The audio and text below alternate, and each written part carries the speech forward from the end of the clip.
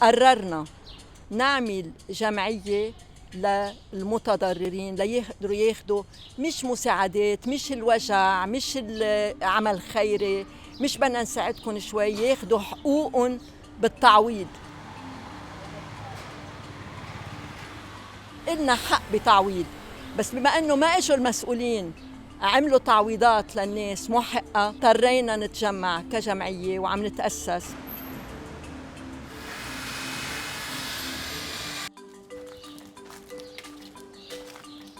ما فينا نتوقع انه هذا الرقم تغير كثير اليوم، لانه نسبه الترميم اكثر شيء صارت باول فتره ما بعد التفجير، مع يعني قدوم جزء كبير من الجمعيات وقدوم تمويل خاص لترميم البيوت. عنا عم يفسخ المطبخ عن المبنى، فرجيتن الصور اللي قبل الانفجار وبعد انفجار المرفأ. نحن سكان الإحياء السبعة حول المرفأ، لبنانيين وغير لبنانيين، والكل السكان بهالمناطق السبعة تضررت ببيوتها ومنازلها، وما قادرة هي لوحدها تصلح هالشي نظراً للأزمة والانهيار المالي، نظراً لعدم اهتمام المسؤولين والتعويض عنهم. عم نروح بنجتمع بنشوف بعضنا كل المنطقة، يعني قرنطينة، أشرفية، لحديد المزرعة، فرن الشباك، وعم نتعرف على بعضنا، عم نفوت على بعضنا.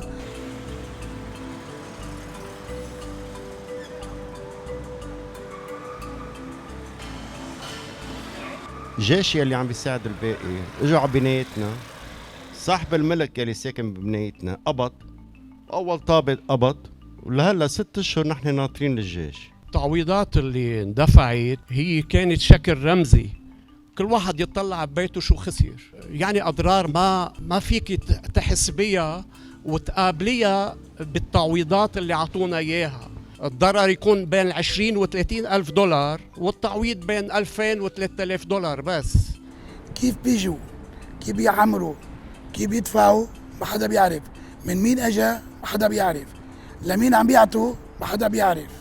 الشخص اللي كان عنده شقة كان متمسك بحبال الهواء، أي جمعية بتيجي لعنده بتقول له بظبط لك شباكك أو بابك أو بيتك، رح يقول له أوكي، بس بيطلبوا منا إنه ما تخلي جمعية تانية تيجي، لأنه نحن بدنا نصلح لك البيت. نحن بنعطيها الأوكي والموافقة، وأكيد مع ماضي. من بعد فترة معينة طلعنا إنه هاي الجمعية اللي وعدتنا بالشغل ما اجت كملت شغلها، والجمعية الثانية اللي جربت تفوت تاخذ شغل كمان راحت، لأنه نحن قلنا لها نعتذر في جمعية ثانية. لحد الكنيسة اللي عنا هون بالحي، كنيسة السيدة قرنطينة، هيدي صلحوها الجمعيات. دولة، شو يعني دولة؟ أنا نسيت، هي دولة منهم؟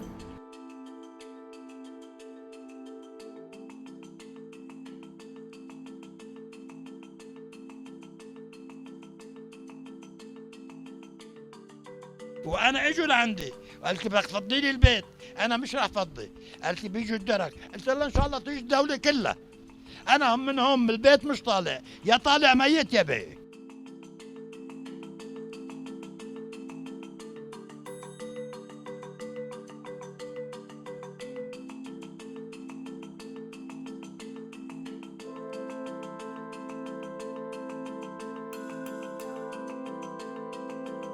في ناس سياسيين، في ناس منهم سياسيين، عم نشوفهم بيجوا بيشتروا الارض بيكتبوها بغير اسم. صار لنا 16 سنة بالبيت، من بعد الانفجار ب20 يوم تقريبا صارت تيجي صاحبة الملك قالت لي ما بدي اي شيء، روحوا خلي الامم تفيدكم. المهم صارت تعيط وكذا وهيك. اجى الشهر العاشر قال لي وين المفتاح؟ قلت له كمان ما لقينا هالشهر. طبعا نزلنا كل اغراضنا كبيناهم بالشارع، المنطقة كلها الكارنتينا بتشهد. شي انسرق الصراحة، وشي راح وشي تكسر، ما خلانا منطق للحكي أبدا، كبنا بالشارع.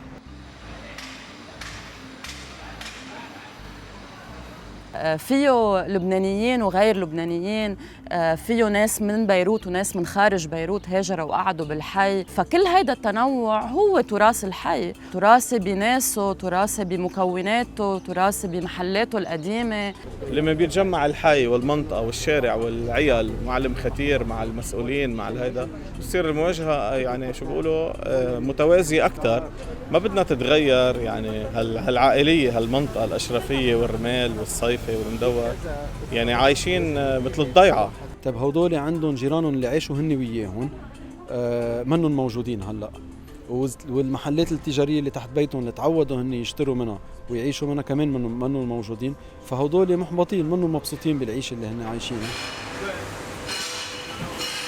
في كثير عالم فلت من الأحياء لأنه بعد ما قدرت ترمم بيوتها، خصوصا بهذا الغلا.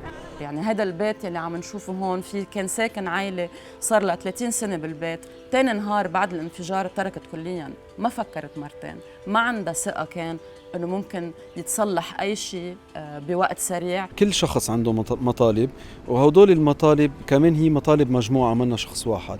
يعني إذا أنا عم طالب بتعويض العادل، طيب ما هيدا مطلب جماعي، هو منه مطلب فردي. وإذا أنا عم طالب بحق السكن، إنه العالم ترجع على بيوتها بكرامتها، هيدا كمان مطلب عام.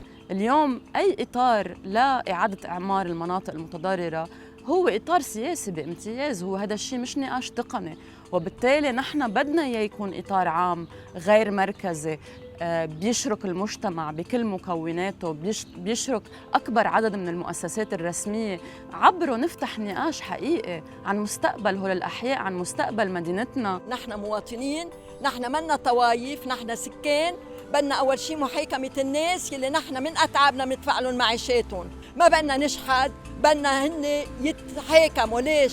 لحتى غيرهم بس بدهم يجوا بعدين ما يعملوا مثلهم، لحتى ما تضلنا نحن بلبنان كل وقت في شيء بينفجر ونتهم غيرنا.